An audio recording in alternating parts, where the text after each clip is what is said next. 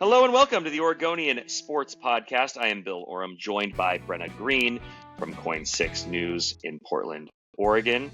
Brenna, happy end of the week to you. TGIF. TGIF. Yeah, well, I mean, we survived another draft week. Fairly easily, I would say, actually. It was pretty, there were a few little things, a few little curveballs, but I found it to be pretty manageable. Well, how about you?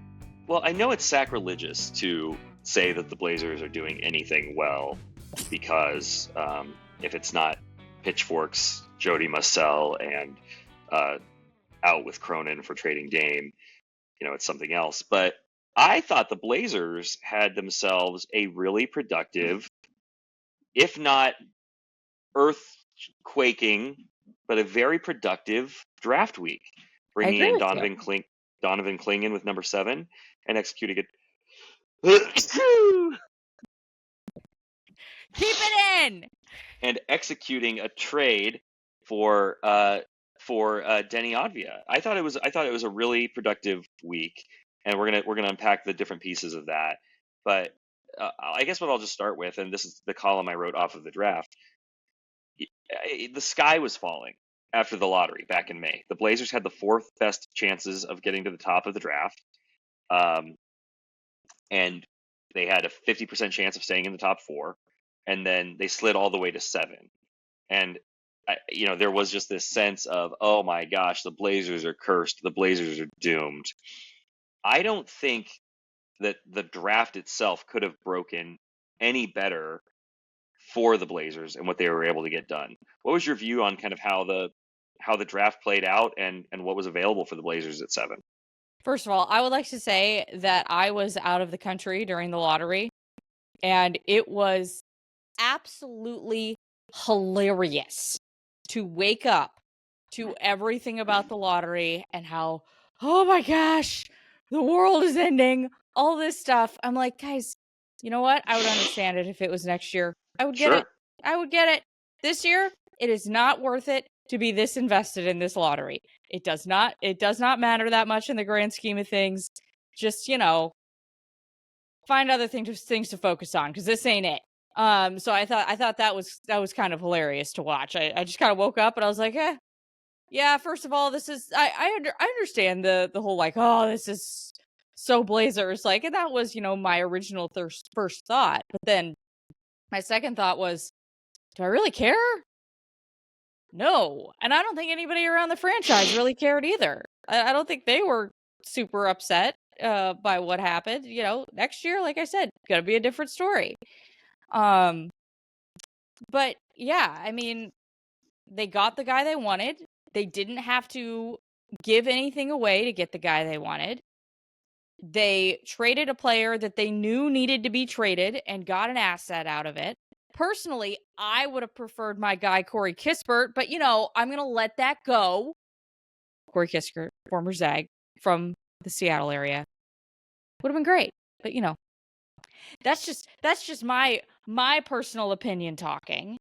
And then yeah, they there was no way they were going to be able to bring all those draft picks into training camp, or at the very least sign them. So they did what they needed to do there. Yeah, overall, I thumbs up. Good work, everybody. So Donovan Clingan is 7'2", 20-year-old center, a defensive difference maker in a way that the Blazers have not had in a very long time. And I say this recognizing that we came into last season saying the Blazers were going to have more rim protection than they had in ages as well, with Deandre Ayton, not a great rim protector, but better than Nurkic, and then Robert Williams, Time Lord. And Time Lord gets hurt. We don't see him basically all season, and now maybe he's on the trading block for this summer. But what do you think Clingan's arrival means for the Blazers center rotation? And more specifically, what do you think it means for Deandre Ayton, who's the Blazers' highest paid player? He was the Blazers' the second half of the season, certainly their most productive player. What do you think this means for him? How should he be feeling this week? And then once you put the feelings aside, Brenna, what do you think the truth is about the future of the center position for the Blazers? Yeah. If I'm Deandre Ayton, this isn't a concern in the immediate future. I definitely think he's on this team next year. And, Clingan gets to, kind of come off the bench, ease himself into the NBA, which is a great thing. And yeah, I definitely don't think Deandre is on the trading block right now. Do I think that could change in a year? Yeah, but then the Blazers have some insurance for that. And, I don't think that, if you're Deandre, like, do you really want to stick around for this whole rebuild? Probably not. You're probably like, hey, I'm good for right now, but like, do I want to be here in a few years? And his contract's up in 2 years, so the Blazers are going to have to figure out re-signing him anyways. So this is good insurance. I don't think if you're Deandre, you're threatened whatsoever. I would not be. And, this is, yeah, I would be unconcerned if I were him. And he reacted online. Yep. Unconcerned, commenting on, I think he said, yes, sir, on the Blazers post or something like that. So, I mean, I think that it's actually a really smart situation for them where they get a guy who can help them immediately, but doesn't have to have all this pressure on him immediately. Can kind of learn, can come in off the bench, watch the game, not have to, have to deal with the situations that Scoot dealt with at the beginning last year and all those, growing pains. And then you have a little bit of insurance on the back end if, it becomes clear to you, hey, Deandre wants to go to a winner. Hey, Deandre just doesn't like it here in Portland and is going to sign elsewhere. You have the backup plan. So I think it works out well, and it's not a threat to Deandre whatsoever. Obviously, down the line, things could change, and that's okay. But for right now, I mean, I think it works. I don't think that Portland is a forever home for Deandre either. It might end up being, but right now I don't see it like that because I think that the Blazers have at least 3-4 more years of a rebuild. And if you're Deandre, why would you want to participate in 4 more years of that? So, yeah, I think it works. What do you think? Well, I don't think Deandre Ayton is the long-term answer at center for the Blazers. I do not think that he's going to be here beyond this current contract, and I think he probably gets traded before the end of this contract. Yep. But I think as we saw last year, he is very useful at what the Blazers need right now, which is somebody who can score the points and who can, make himself look good out there for a while and keep you in some games, and keep the train from going completely off the tracks. I think that I think you hit the nail on the head basically across the board on it. Donovan Clingan's going to come in and be the backup. He's probably going to outplay Deandre Ayton a lot of nights. I think in time, Donovan Clingan is. Aaron Fentress and I were having this conversation at the draft, and he was saying, is Donovan Clingan a better player than Deandre? Is he going to be a better player than Deandre? And I don't think there's any question that Deandre Ayton is a more skilled offensive basketball player. Mm-hmm. But I think what Donovan Clingan does, his skill set and his age and everything else, rookie scale contract, he is immediately much more valuable to the Blazers than Deandre Ayton. And I think that in short order, what he does on the court is going to become more valuable to the Blazers as well. To have a defensive player like that, to clean up the messes from the perimeter, coming downhill at the rim, to have a pick and roll partner for Scoot, Shaedon, especially if he's able to stretch his game and shoot it a little bit. There's been some chatter that he shoots a lot better than we saw at UConn just because UConn didn't want him shooting it or didn't need him shooting it. From 3 in particular. From 3, exactly. And so, interested to see how that develops. I don't know when we're going to see that transition where you start saying Clingan is better than Ayton. It might be earlier than we think.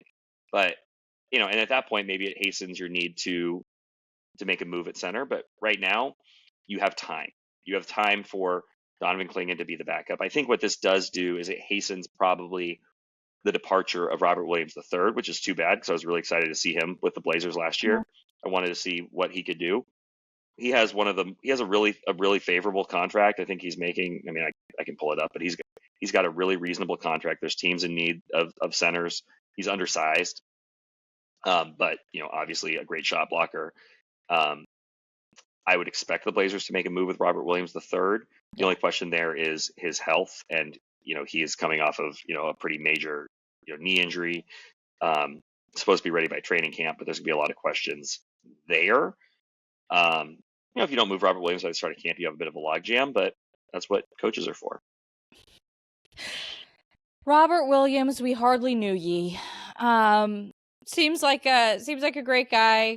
It was always a pleasure to be around, but yeah, I don't see his time here happening much longer. That wasn't worded the way I wanted to, but I do not foresee him being here much longer. Yeah. And by the way, if you're a Blazers fan, you want DeAndre Ayton to keep playing well.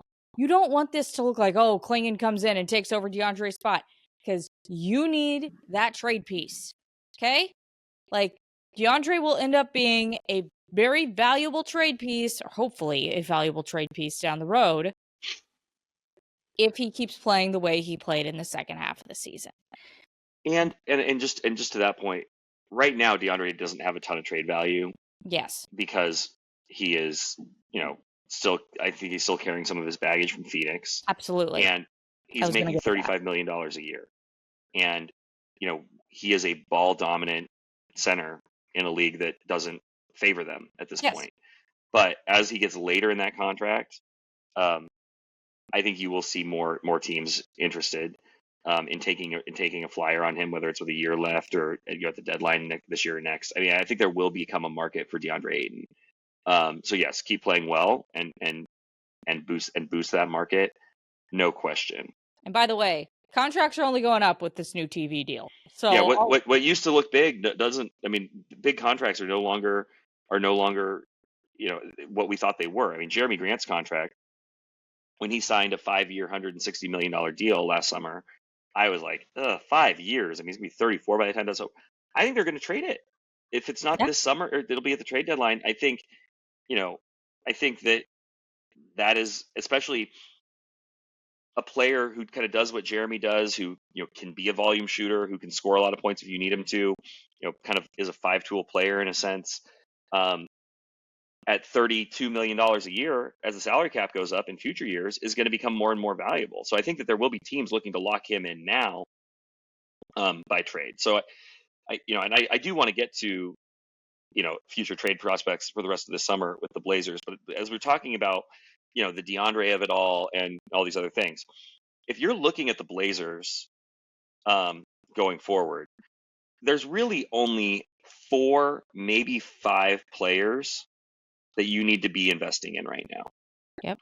They are Scoot Henderson, Shaedon Sharpe, Donovan Clingan, Deni Avdija, and I would put Toumani Camara in that mix as well. I was going to say Toumani. Yeah. I got I wrote that basically. I gave Toumani like fringe status, honorable mention status, because I think he will be a part of this franchise for a long time. But I got an email from a reader saying, "What about Jabari?" It's like, man, I like Jabari too. But Jabari is a tweener. He plays his tail off. I think he's a great guy to have. When the dust settles, is he an indispensable piece of this? He's not. No, he's just not. I agree with you. So those are the 5 guys, and that's and you said something else that I think is interesting, which is that this is there's another 4 or 5 years in this rebuild, and there could be, that might be right, but I also would say if things do break the Blazers' way, which they never seem to do. But you mentioned the 2025 draft. There are, and these things change as time goes on, but there are what is seen as multiple franchise cornerstone level difference makers in next year's draft, like 3 or 4 at the top of the draft. So what I would say about the Blazers' current core 5, I'm not sold that the centerpiece of that core is in place, that they have the star, right? The guy who's going to beat, maybe it's Scoot. That's the guy who has the best chance, but we haven't seen it yet. He has a lot to prove. Yep. Maybe it's Shaedon. I don't think he's a lead guy, but he's, obviously got a lot of Yeah. talent. So if you're still looking for that centerpiece, the best way to get it is through the draft. And if you get the number 1 pick next year and you draft Cooper Flagg, you're not putting him in a total square one situation like you put Scoot in last year. Yeah. Scoot came in and there was really nothing in place. Whoever you draft at the top of the draft next year, if you're able to be there, you're going to be bringing into a situation where there is a lottery pick point guard going into his 3rd year, a shooting guard going into his 4th year, a center going into his 2nd year, a defensive center who doesn't need the ball going into his 2nd year, and Deni Avdija, who will have 5 years under his belt, and then Toumani Camara, so going into his 3rd year. So you will have a core in place that is ready for that next level star player, and that doesn't mean that you're now a championship contender, when you just drop Cooper Flagg into it, but you've kind of rebuilt. Like, you've got your 6 guys, and now it's about much more about like the margins and the fringes and being strategic around your core as opposed to getting the guy. The Blazers still need to get their guy, but they have kind of the pieces in place where they're ready to drop a guy in and to be able to sustain it for a long time with the way their contracts are set up. So again, sacrilege to say anything that the Blazers are doing is positive, but I think that they have positioned themselves pretty well. Or that luck will break Blazers' way. I mean, it has to at some point. I mean, like, if it's ever going to work, if you're ever going to win, you have to get lucky in some way, or you create your own luck. I mean, Boston had the number 1 pick in the draft and traded back to 3 to draft Jason Tatum instead of drafting Markelle Fultz. Like, Boston recognized, that they had the wherewithal and the savvy to not just say, oh, Markelle Fultz is the best player in this draft. They went and got the 6'9" small forward who is now, going to be an MVP candidate for the next 10 years. So, I mean, it takes luck. It also takes some savvy. Oh, Markelle Fultz. Sorry. Rough. Sorry. UW fan. Sorry to my Northwest peoples, but I think, I think the Blazers are well positioned and they have the ability to continue to get more well positioned. And we haven't talked a ton about Deni Avdija, and the Blazers gave up a lot to get him in a sense, right? Like, I did not expect to see the Blazers attaching draft capital to Malcolm Brogdon in a trade, right? Mm-hmm. I thought they were going to be getting draft capital back from Malcolm Brogdon. But then when you look deeper at what they did and why they did it, they traded the 14th pick, which they didn't value that highly in this draft. And they traded a 2029 pick when they have 3 right now in the 2029 draft. And they traded one of those and then some seconds. But Deni Avdija is going into his 5th year. He's on the 1st year of his rookie extension, which is a decreasing contract each of the next 4 years. So the salary cap's going to be going up, and his contract's, hold on, let me get this on camera. Salary cap's going to be going up. His contract's going to be going down. So every year he's with you, he's going to automatically be creating, tax flexibility or, even cap space if you were somehow under the cap. So I think that is a win. And he's a really good player. Like, basketball people like Deni Avdija a lot. He's tough. He doesn't back down. He plays, he's a hard-nosed defender. He's a 6'9", plays both forward positions, shoots the ball. He shot 37% from 3 last year, which is getting him to league average. He's 23 years old, should be getting better. You just don't know what the ceiling is. But even if he's the player that he was last year in Washington, he's a starter level player for you. Great passer, creative player. I think he's going to be fun. I think Blazer fans are going to enjoy watching him play basketball. You know what? Want to know what I love the most about Deni Avdija? Silence. I do want to know. I was giving you the runway to fill silence. Yeah. Started 75 games last year. Started every game he played in. You want to know what the biggest bugaboo for the Blazers was last year? Injuries. Mm-hmm. Like, oh my God. So you just look at that, you're like, oh, thank God. Somebody who isn't going to be just, getting dinged here and there, whatever. And, maybe that does happen because it's the Blazers and these things happen to Blazers players, apparently. I mean, Brenna, I feel bad for Deni Avdija, what you just did to him. You just cursed him. I know. Gosh. Get ready for the ACL tear 3 games in. But anyway, if you're listening, you can't see that Bill just knocked the wooden wall behind where he is shooting.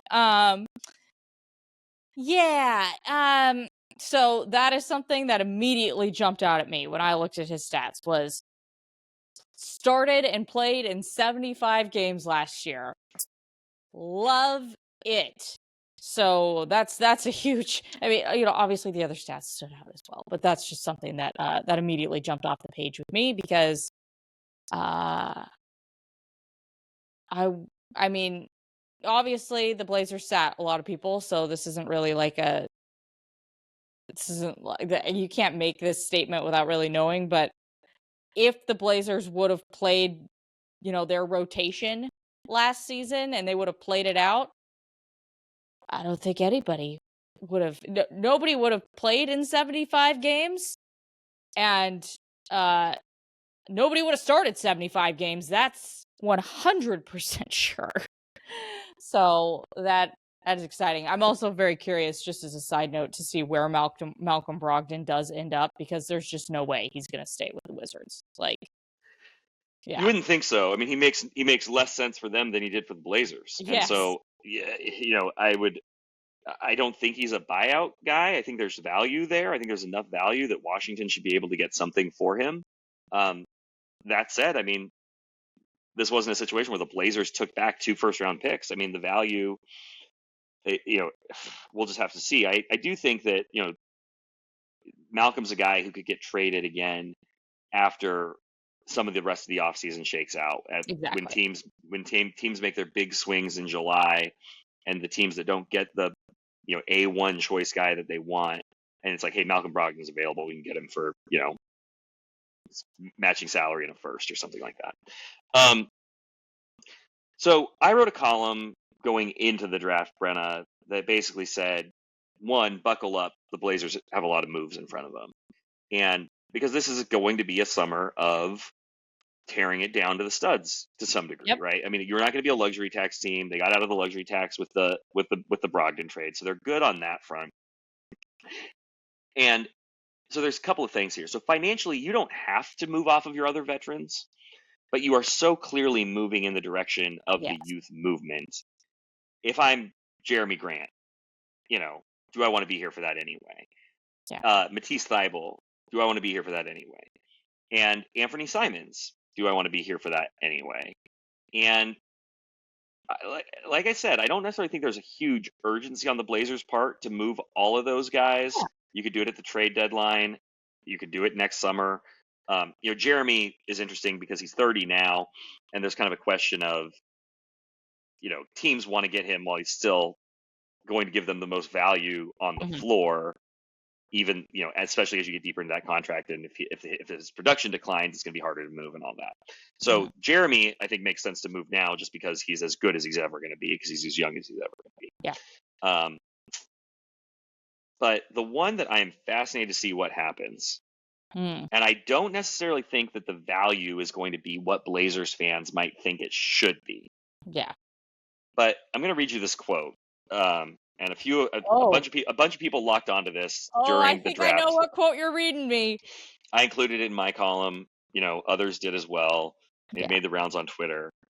But this is from Joe Cronin on Wednesday night. Sorry, I'm conditioned to say Thursday just because of the way the draft has typically worked. Joe Cronin on Wednesday night said, "We've got to continue to build this talent base. We're committed to Scoot and Shaedon being a massive part of what we're doing. How do we find ways to give them the support they need and make them better and maximize their development? Continually seeking players to add to this roster that we can grow with and build with." So it doesn't take an archaeologist to uncover the fact that he did not mention Anfernee Simons. And this has been the writing on the wall that I've been talking about and writing about since the end of the regular season. It is time to trade Anfernee Simons. That moment has arrived. He is, 24. It's crazy. A terrific player. He was the Blazers' leading scorer. He is a wonderful person. He's a delightful kid. Yes. If I can still call him a kid. You can. we have, those of us in Portland, and certainly those who've been here with this team longer than I have, have watched him grow into a mature, valuable NBA player, a professional. Mm-hmm. And that's exactly what you want out of a player on your team. But he no longer makes any sense for this roster. Great. And I think that Joe Cronin said as much in that quote I just read. You are committed to Scoot and Shaedon Sharpe. It is their time. They are going to sink or swim. They either will or will not become as good as Anfernee Simons, but you don't know until they have the latitude to go out and play. And if this is your core and this is who you believe in, Ant is on a contract that has 2 years left on it. So he will be a free agent in the summer of 2026. By 2026, Shaedon and Scoot should be well on their way to being, they are your starting backcourt. Yeah. There's not a spot for Anfernee Simons in 2026. Yeah. And you would need to pay him an astronomical amount of money that summer to keep him. Yep. So you do the thing now where you find a new home for him. He said at his exit interview that he's ready to compete. He's ready to win. Yep. The Blazers are somewhere between 2 and 7 million years away from that. So the thing you do now is that, Jeremy Grant you can do another time. Matisse Thybulle you can do probably at any time. Yeah. Robert Williams, you do Anfernee Simons now, and this is all going to pick up in earnest once we get to July. But I think that the writing is very clearly on the wall, and it's just, and you and I've talked about this before, and I think we're of the same mind. But I thought it was really telling that it had that Joe, and again, I'm sure if you followed up with Joe and said, "So Anfernee Simons isn't part of your future, Joe," he would have said, "Oh, I didn't say that," and there would have been some backtracking. So we are reading between the lines a little bit. I'm sure there'll be some. Also, I'm sure there'll be some questions / comments about that on Saturday when the Blazers have their press conference. Then. Yeah. That's a good point. We're talking to them again in a little under literally 24 less hours. than 24 hours. Yeah, so we're gonna have the chance. As the guy who went to the Scoot Henderson press conference last year and just asked Dame questions, I'll let you ask the Anfernee Simon questions, and I'll just ask Donovan Clingan about moving to the Northwest and fishing. Donovan Clingan, according to ESPN, when he got drafted, said his favorite pastime is fishing. So maybe I can get him out on the Columbia for a column about Donovan Clingan fishing in the Pacific Northwest, catching a fall Chinook maybe before the season starts. I see you. Yeah, you don't want to be the bad guy this time. Okay. I'll ask about Anfernee Simons and ask Donovan what it's going to be like for him to be on a team that's going to be losing a bunch, since he hasn't probably ever lost like this in his entire life. I'm sure those two things will go well. Can't wait to see everybody's faces up on the podium for those two. Yeah. Okay. So 2 things about Anfernee. Just 2 thoughts. One, has to do with the quote that Cronin said. I think that there is the quote, and then there is actually watching the video of the quote. That's true. And the video of the quote, you can almost see in real time. It seems like he is assessing whether or not he wants to say Anfernee in that in his quotes about who they're committed to, and he decides in real time not to say Anfernee, and it kind of looks like he has a moment of internal battle of, hey, do I throw Anfernee in here right now? Do I not? I don't know. I'm just gonna say what I know. Whatever.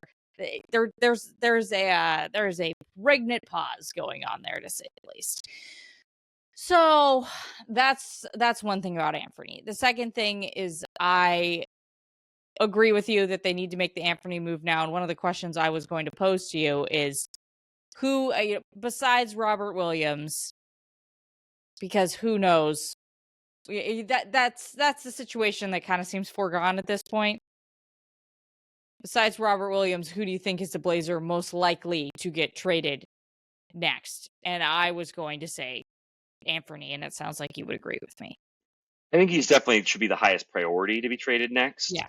I think an Anfernee trade probably is a little more complicated than a Robert Williams trade or a Matisse Thybulle trade, because it's going to require more coming back. And I think the Blazers need to be careful about what kind of money they are getting in return. And you want to be, there's multiple things happening when you trade a player like Anfernee Simons. He's not a Damian Lillard level. He's not a Damian Lillard level, franchise pillar, but you want to take care of him. You want to send him to a situation where he is going to have an opportunity to win, have a big role, and compete. And so you want to be thoughtful about where you do trade him, and you also want to be careful about what you're taking back. Whereas Matisse Thybulle makes $13 million a year, Robert Williams makes $12 million a year. Those are a little easier to execute.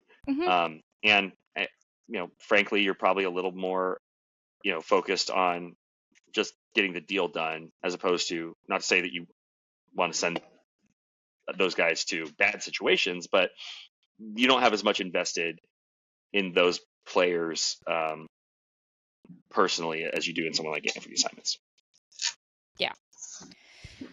Yeah, no, I totally agree with that. But yeah, it just seems like, I think I know I mentioned this on previous pods, that I think Anfernee being a tweener, kind of like being somebody who can play the point but can also be the two, is actually kind of like detrimental in a way to this franchise, because there's such clearly defined roles with Scoot and Shaedon. So having somebody in there that could kind of mucks it up a little bit through no fault of his own, obviously. He's a guy that like a lot of teams should want to pay a lot of money to be their sixth man. And the Blazers should not pay him a lot of money to be their sixth man. That's not where they are in their progression. Nope. And it's so easy to be like, well, he's better than Scoot now, so therefore he should play over Scoot now. And I just think that discerning fans have to understand, and I think they do, I really do think they do, that this is a process. This is going to take some time to build and build something that's going to be sustainably competitive.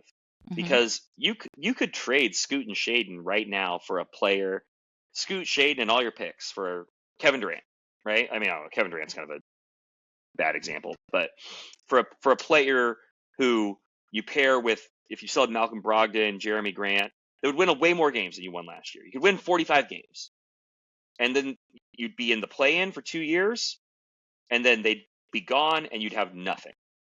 This process is to avoid the climbing to the middle and then still having nothing to show for it. Like that's why you do this, and why you go through this stage of development, which is painful, but I think less painful after the very competent moves the Blazers made this week. And there you have it. Yeah.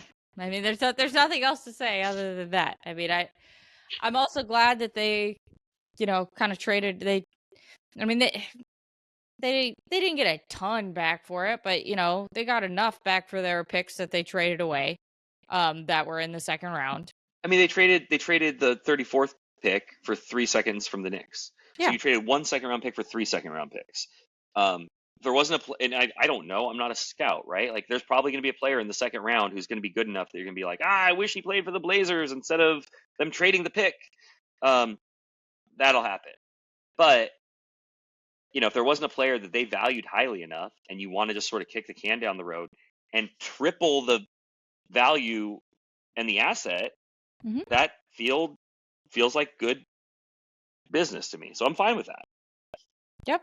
And I'm fine with them giving the 40 away too, and going to 52 and then selling it, whatever. Who cares? Like, it's just not something to get caught up in. So overall, I think you and I are giving them a thumbs up for how things went.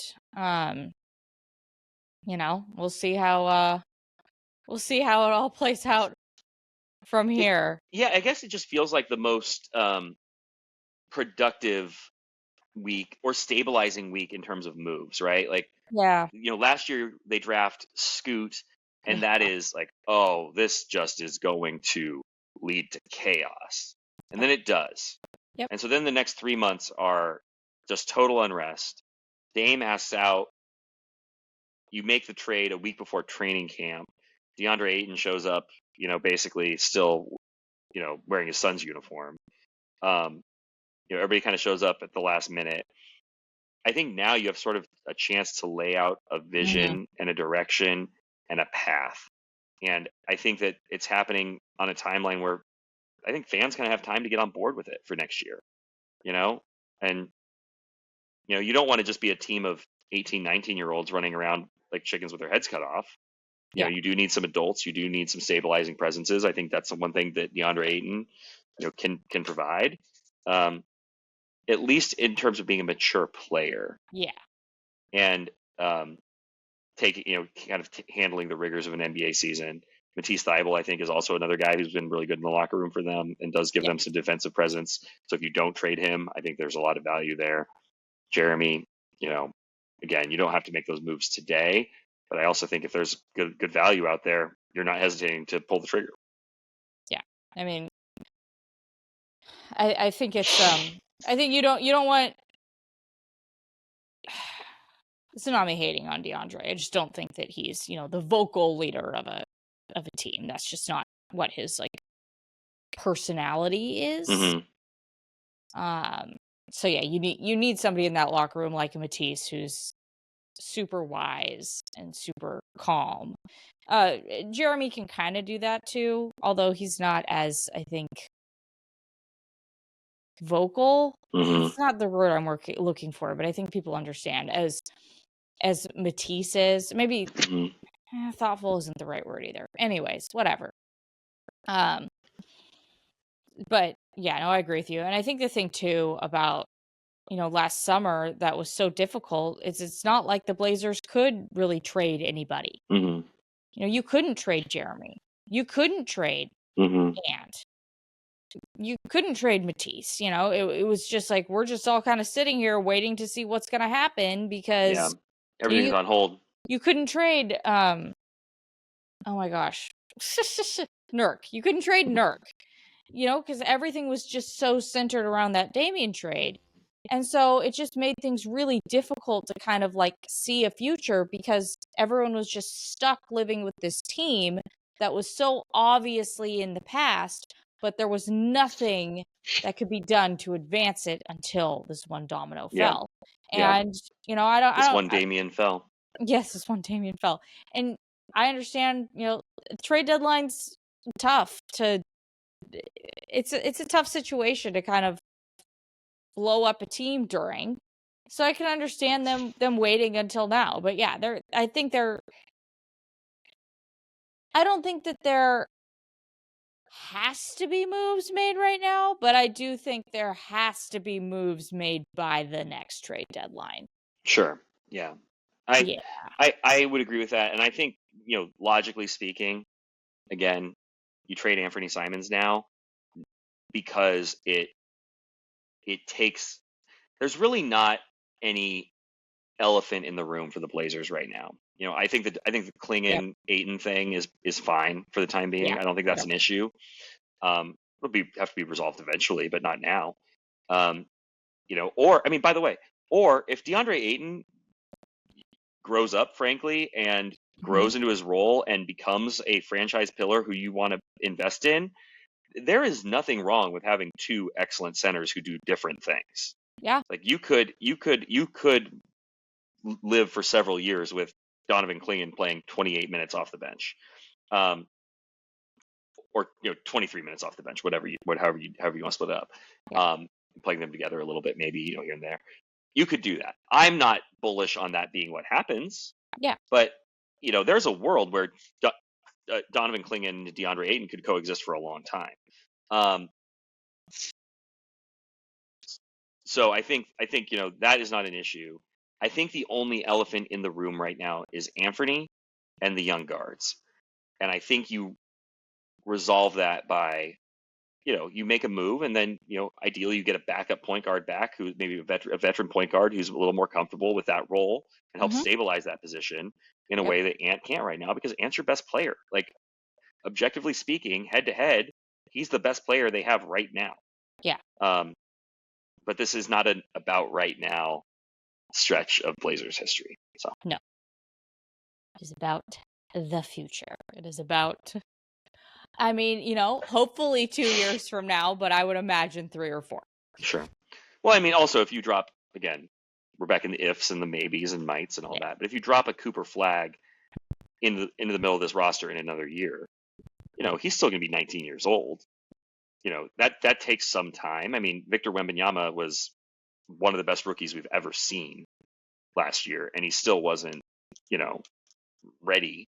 He wasn't, he's still, I mean, if he was on a better team, he could have won at a high level, but like, there's still a lot of growth that has to happen before you really put it into gear. So even if the Blazers their core is quote unquote, like kind of complete in another year, it's still going to take a year or two to really see it blossom. Okay. Some housekeeping, Brenna. It is almost July.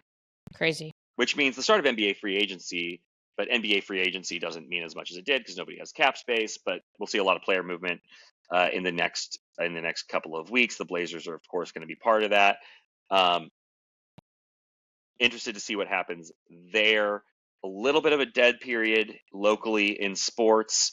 We will have the Timbers and Thorns moving on, and we're going to start gearing up for college football in the Big Ten. The Big Ten has its media days coming up in July in Indianapolis. Oregon State will be having the Pac-12 media day. It's actually more of like a Monte Carlo night at the Bellagio. That's coming up in a couple of weeks in Las Vegas. Oregon State and Washington State, by the way, and we didn't talk about this last week, and it's a little bit of old news, but I do want to just highlight, they'll be doing their media day in the evening at the Bellagio. I believe it's either the day after or at the end of Big 12 media days. I think it's at the end. So the idea, and I can appreciate some of the strategy here, which is there's going to be a lot of national media in town for the Big 12. And so can Oregon State and Washington State, which, in a perfect world would be, buying their way in or finding their way somehow into the Big 12, hey, we're just over here. We're just down the street.